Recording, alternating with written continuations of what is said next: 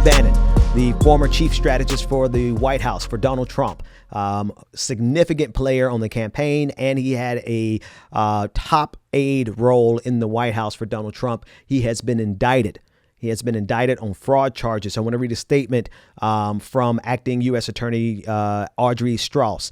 She said, as alleged, the defendants defrauded hundreds of thousands of donors, capitalizing on their interest in funding a border wall to raise millions of dollars under the false pretense that all of that money would be spent on construction, while repeatedly assuring donors that Brian Kolfage, the founder and public face of We Build the Wall, would not be paid a cent. The defendants secretly schemed to pass hundreds of thousands of dollars to Kolfage, which he used to fund his lavish lifestyle.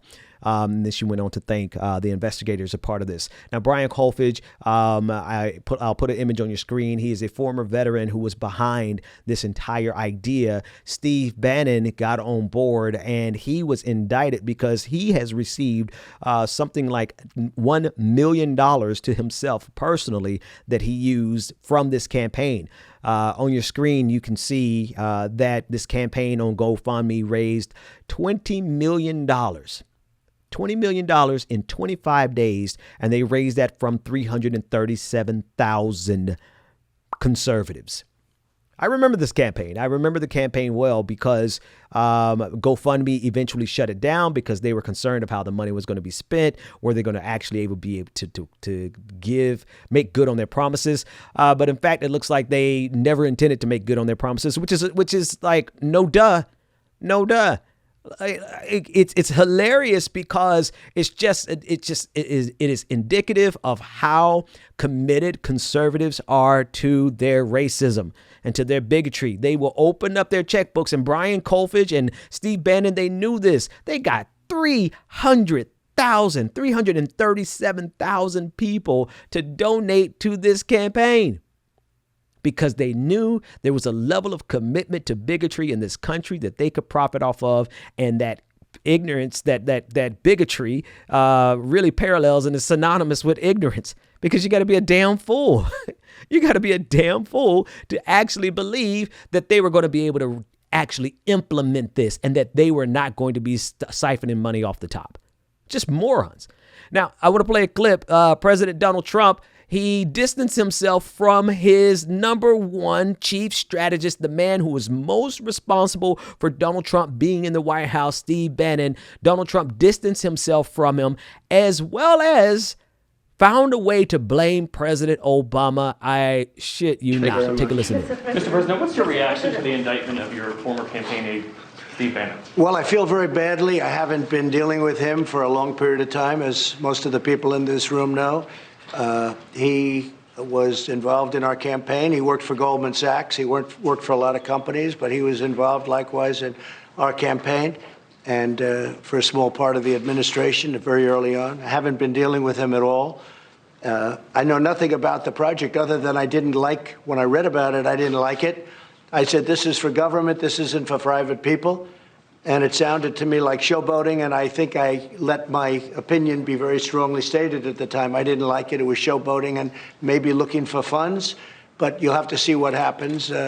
I think it's a very sad thing for Mr. Bannon. I think it's surprising, but this was something, as you know, just by reading social media and by reading whatever it is and by speaking to Mike and all of them, I didn't like that project. I thought that was a project that was being done for showboating reasons. I don't know that he was in charge. I didn't know any of the other people either.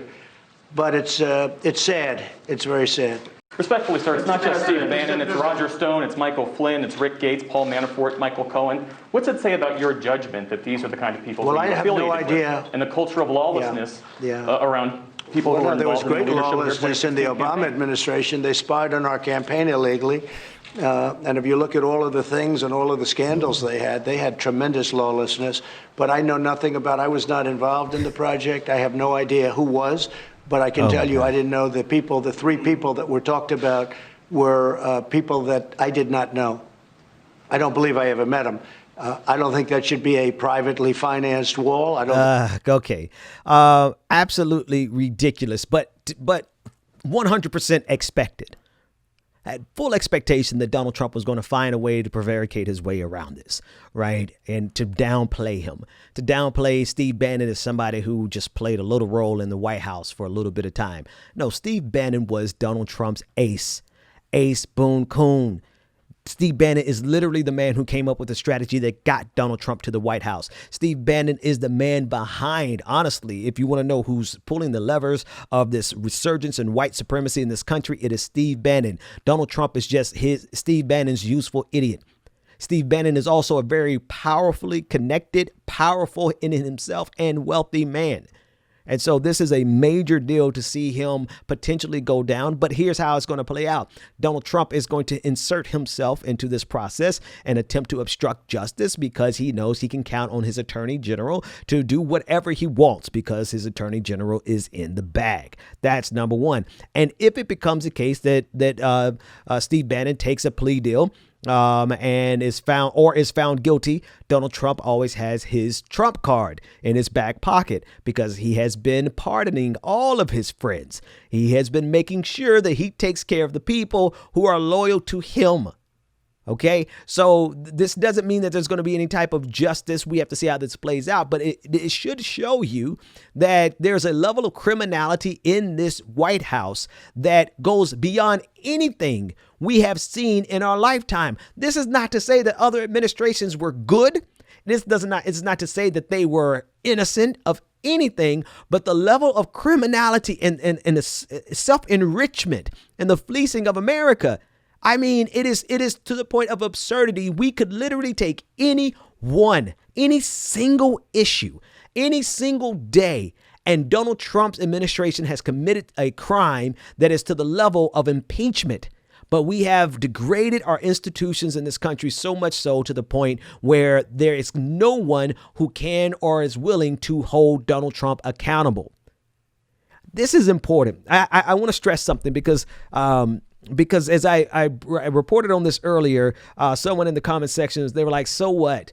I'm still poor. I'm still poor and I still can't pay my bills. I understand that. But let me tell you why this is important, because it represents the degradation of our institutions, the institutions that we would use to improve this country. So unless somebody is saying none of this matters because I mean, what are we suggesting? That we should just let all of our institutions burn to the ground and then that will fix your problem? No. We have to protect these institutions because right now they are the vehicle through which we can solve all of our other problems.